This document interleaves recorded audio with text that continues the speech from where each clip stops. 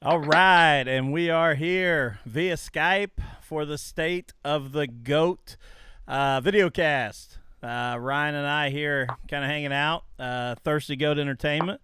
We've been kind of, throwing some ideas back and forth, Ryan, about doing something, and you had this great idea today to do the State of the Goat.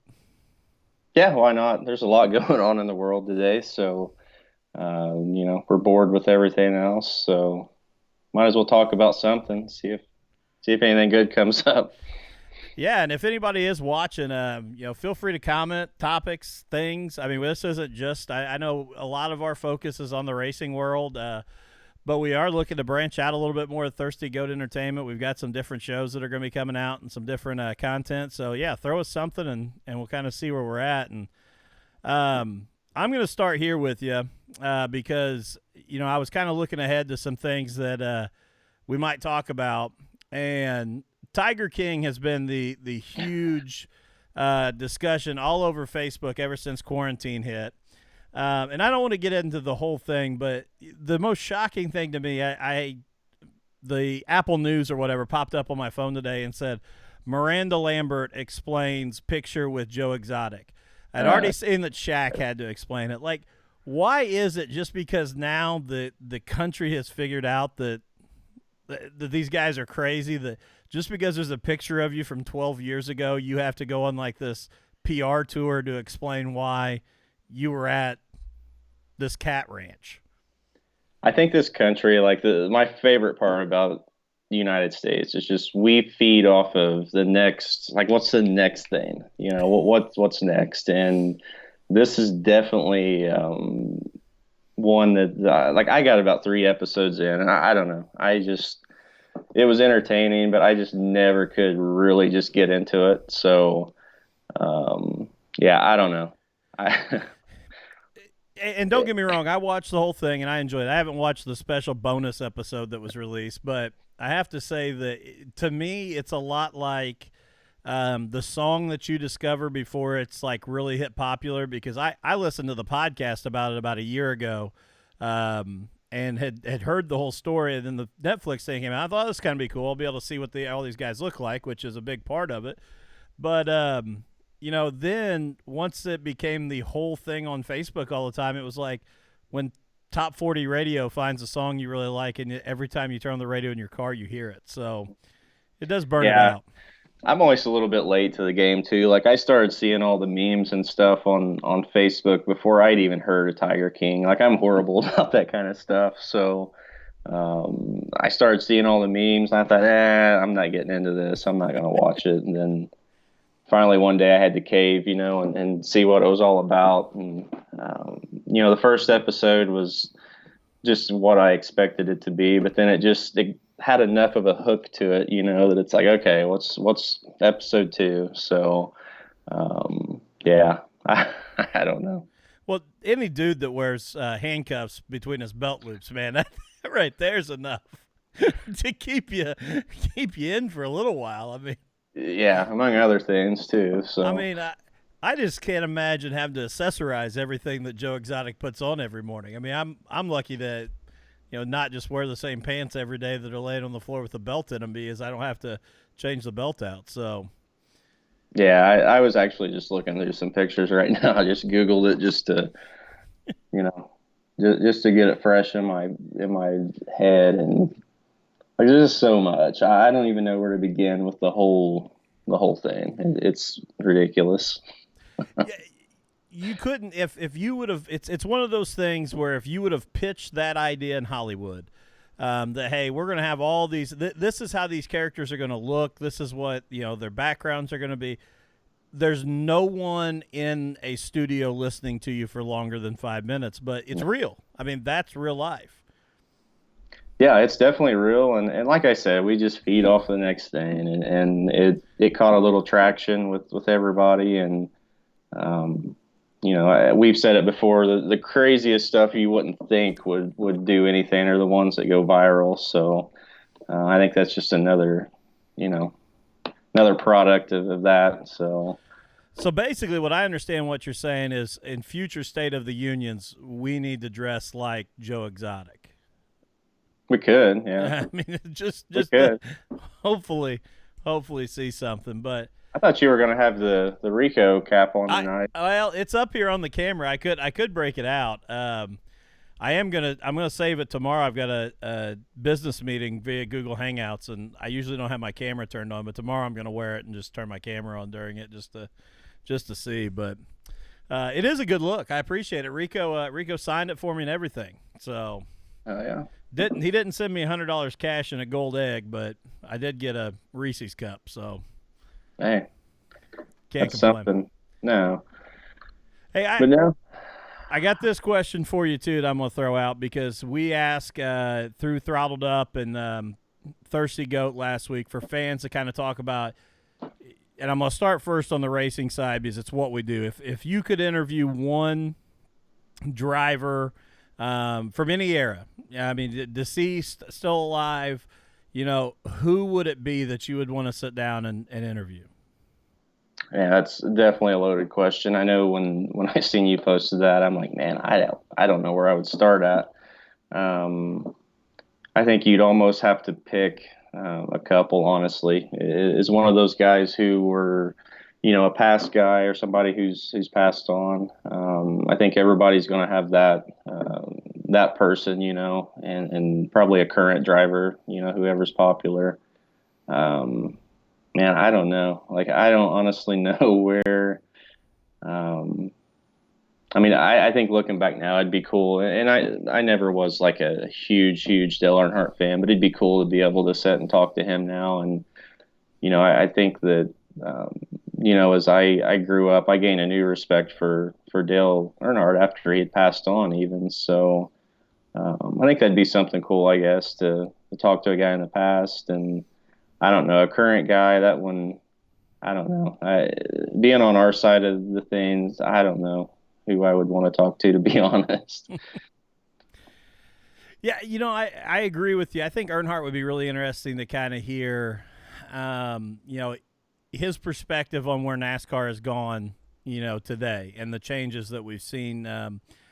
And I also lean to some of those old school Indiana-born Indy 500 drivers that I'd really want to hear from.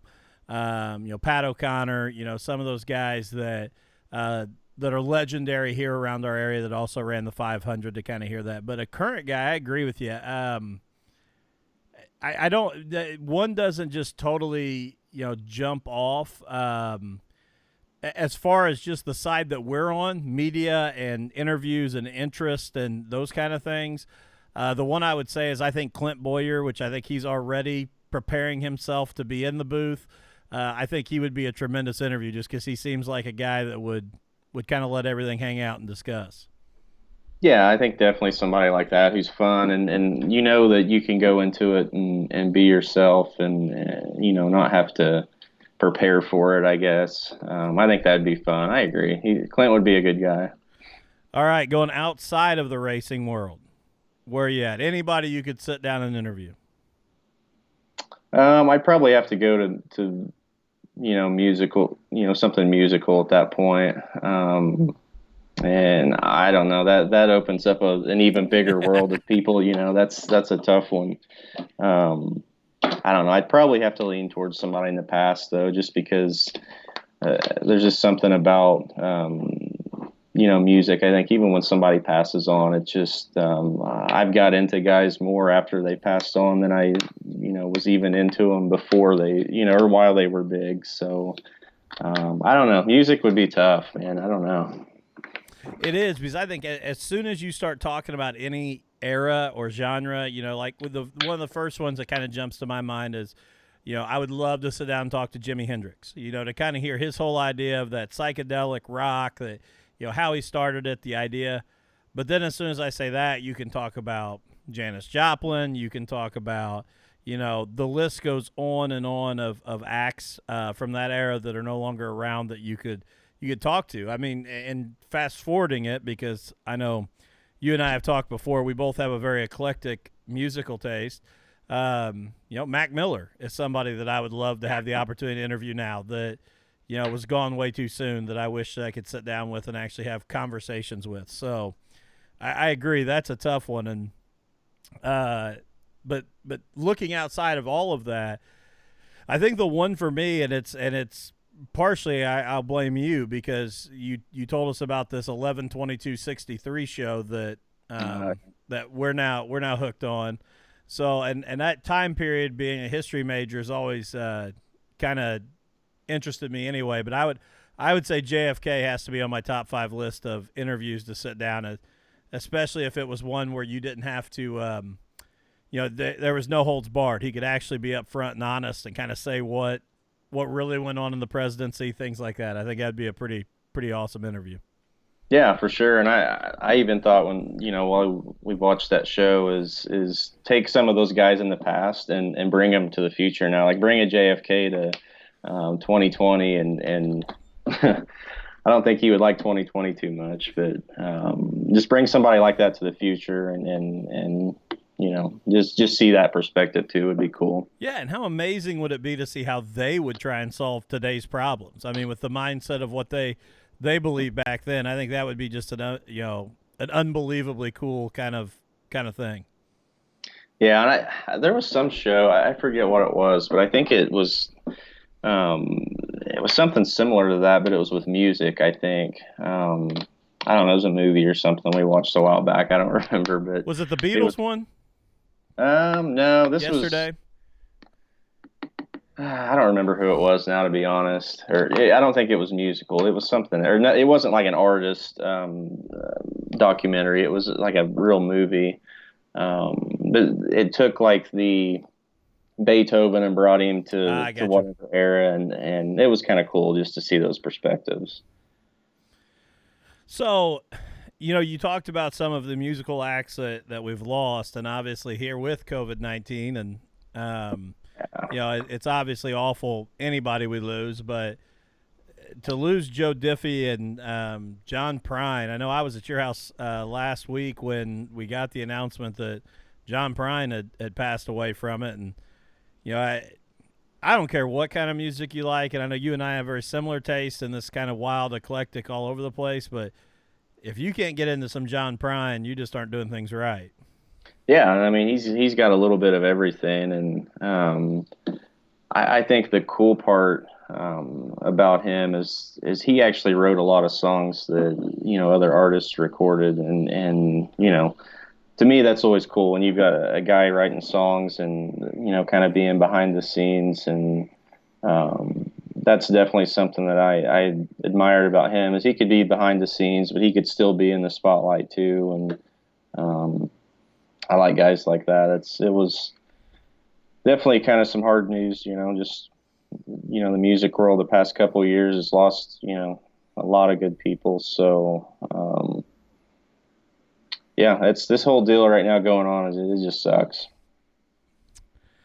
Hey, and I do want to talk here just a little bit before we jump off here, and but this whole idea that of thirsty goat and what we're trying to create here, and I know that we've kind of we've put out some Facebook posts, but we haven't really sat down and just kind of talked about it. And you and I met obviously through the racing community, and you doing what began as In the Fast Lane Productions, then moved to Dirt to Media, and us at Throttled Up, and Throttled Up. You were the second interview ever on the show. I mean, that's a prestigious title to hold. That was just because we couldn't book anyone else at that point in time. But I did get a great text from Joe Hartwell last week after Rico was on that said, "Man, you've come a long way from having to call me when you didn't have a guest." So, but we kind of talked and wanting to kind of expand what we did and do something bigger. And so, like from your perspective, what is Thirsty Goat and where are we going? I just think it's two people who got the same aspirations, same dreams, same all that, and you had one side of the field covered, and I've got the other, and we might as well just make a team of it and see what happens. I'm not I think the whole idea, people, they hear thirsty goat and it's funny and it's a million different things. And what I like about it is it doesn't limit us to anything. We can do whatever we want whenever we want. And I think we both kind of got that that mentality anyways. So I think it just fit. Obviously, there was some drinking involved too. So that's always where a lot of the best decisions are made. So. Yeah, I don't know. I'm just looking forward to seeing what happens with it. We toss ideas off each other every day, and we'll toss 100 of them out there. And if one of them hits, then we're happy. Yeah, and I'll agree. I mean, that's been the coolest thing, and I think both of us were kind of in that spot where we were looking for somebody else to kind of push those ideas that maybe we just held on to ourselves, or maybe we filed away, and both of us have kind of done that for each other. But and I agree. I think that's the whole idea. Thirsty Goat, it is kind of funny, and but the idea that we can expand to anything, and to kind of hit on that, I talked earlier that we've got some different content coming out, and unfortunately, Major League Baseball season has been postponed on us here, but we do have a good group of younger guys that are huge baseball fans, good buddies, that are going to be starting the 643 podcast here as soon as baseball season opens up. So for all those guys, be watching that. If you're a baseball fan, that's going to be fun. And I don't have a name for it yet, but the one thing that I know some of us we've gotten some critiques on with Thirsty Goat is everything is male driven. We're in the racing industry; it's very male driven. Baseball podcasts, a lot of the things we do are male driven, but we do have two young ladies who are getting ready to sign on to do a podcast as well, and some video content that they're going to bring they're going to turn our world upside down a little bit, because they're going to bring a whole different perspective than what you and I have, for sure. Yeah, that won't be a bad thing at all, because I think that's what's going to make this deal go, and that's what people want to see now is everybody's perspective. I think that I don't want to jump into politics or anything, but I just love reading some of the stuff, just getting everybody's perspective, and I think we got to treat racing like that too. Let's get everybody's perspective of it, whether it's good, bad, whatever it is. Let's put it out there, and it's all entertainment, and that's how we've got to view it as. So yeah, definitely. And if anybody else is out there and just wants to have fun, and there's no pressure here. There's no, we're pretty lax, obviously. So hit us up and see what happens. Yeah, if you're looking to produce content, we're in. That's what we're looking for, and what we want to continue to bring to people. So if you're looking for content or opportunities to produce it, hit us up. Be a part of Thirsty Goat, and it's something we're going to continue to grow and continue to look to get bigger.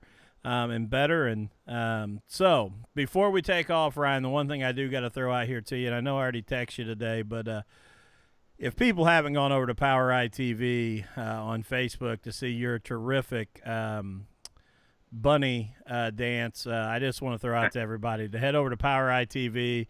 Scroll down a little bit. It seems like there's been a lot more posted today. They kind of bury that down the timeline, but scroll down a little bit, and you can find some things there. But I do want to throw out a kudos to you.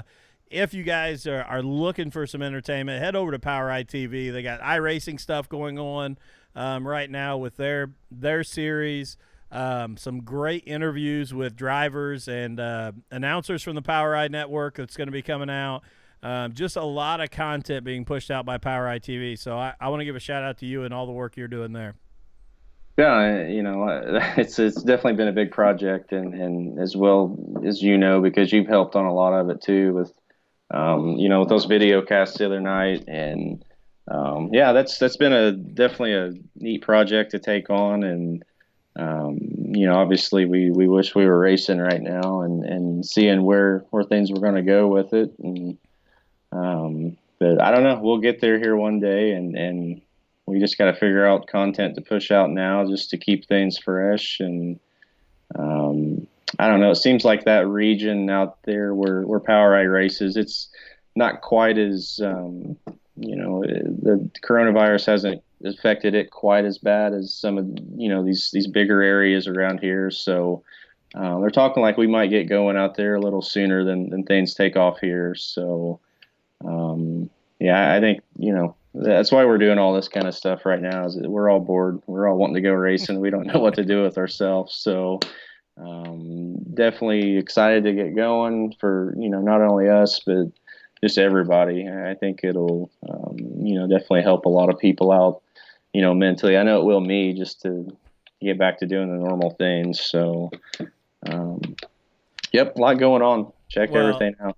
It'll help us all mentally until we see our schedule once everything Yeah, I gets don't going. even. But no, and for everybody, the state of the goat here, this idea we've kind of thrown out. There's not going to be a schedule to them. We're going to kind of do them at random. So it'll probably be, if at best, a couple hours head notice that we're going to do one, or it may just go live right away. But just something fun. Ryan's going to be on the road a lot with Power Eye once things get going. I may be on the road. I may be locally. So this is just a good way for us to kind of update everybody on what all's going on with Thirsty Goat. And we may pull in other people from Thirsty Goat when we need to here too. So, Ryan, brother, I appreciate it, man. I know you're busy with iRacing stuff.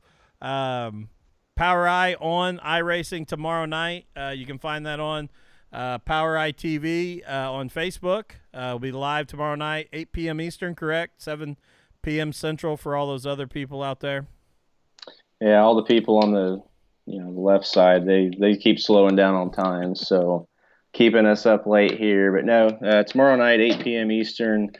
We'll give it another shot. It's been a bit of a struggle getting all that going, just because I had no familiarity with iRacing at all. I hadn't even logged into the stuff until like 2 nights before we're going to broadcast the show. So, but I think we're getting there, and we're going to keep digging at it, and we're just hoping that real racing gets back soon. But yeah, check us out tomorrow night for iRacing. And if you're looking for a great lead into that, be looking at all of our pages: Thirsty Goat, Throttled Up, Dirt to Media, live premiere tomorrow night. The 1985 Kenny Simpson Memorial Race. It's the full race. Last Tuesday we put out the Trophy Dash, but this is the full race remastered with James Essex on the call. And I mean, if you want to hear true passion and love for this sport, listen to James, especially towards the end of the call, man. This guy is giving everything he's got, and that is, in the words of James, it's a story that Hollywood couldn't write either, and it's a great race, great finish. So go check that out, 7 p.m. Eastern, live on all of our pages. The premiere of the 1985 Kenny Simpson Memorial, live from Brownstown Speedway. Yeah, I cannot wait for that one to come out. That was out of all the projects we've worked with James here lately, I think that one was by far the best, just to hear the emotion. I mean, it's definitely one of those videos that you want to watch all the way through, and if you don't, make sure that you scroll through to towards the end and just catch it. It's really something special, and to be able to preserve that for not only James but just everybody is just neat for us and neat for everybody to help fill this downtime right now. And I'm going to tell this quick story here because, we've got almost 30 people here watching us live. And James may not want me to tell this quick story, but I'm going to. So if I get in trouble, hopefully we'll still be able to do more of this. But I want to tell this story because, James put out there the other day, when I thanked him in a Facebook post, the research and the time and effort he puts into these, recalling these races. And again, 1985, that's the year I was born. And you were a few years after that. So, I mean, we're talking, 35 years ago that these races were run. And I want to tell you that when we were doing the 1985 Kenny Simpson Memorial, we got to a point, it was probably 5 or 6 laps after he had made the statement. And all of a sudden he just goes, "Oh, did I say 35 laps to go?" And we're like, "I don't know." And he's like, "I did, and it was 30 laps ago. Rewind it." And I'm not picking on James at all with this. That's the precision he wanted. Now, There is no one watching this because there's no scoreboard you can see. There's no lap counter. There is no one watching this that would remember that he said 35 and it was really 30. There is nothing you could find about it, but he wanted it perfect as he preserved it. And that's the level of detail James puts into these, and it blows my mind to sit here and watch him do it. And I, like I said, and I know you agree with me, I'm by no means picking on James because we happily recorded it and I happily edited it last night, so I am not upset at all. But that's how important these videos are to him. Yeah, I would love to just have that ability to retain information like James. I mean, he just goes back to 1985, and he probably could have told you everything about Brownstown that night, and it's just insane. And just to be able to work with him, I've got to I've been fortunate enough to work with him the past several years, and working some Lucas shows, and now to work with him on a personal level is even cooler. I mean, that's huge. So we got a lot more good stuff coming, it sounds like, and a lot more cool projects. So we just got to get James back in the studio. Yep. All right, brother. Well, it's good talking to you. I'm sure we'll be throwing ideas back and forth tomorrow, but this is the state of the GOAT.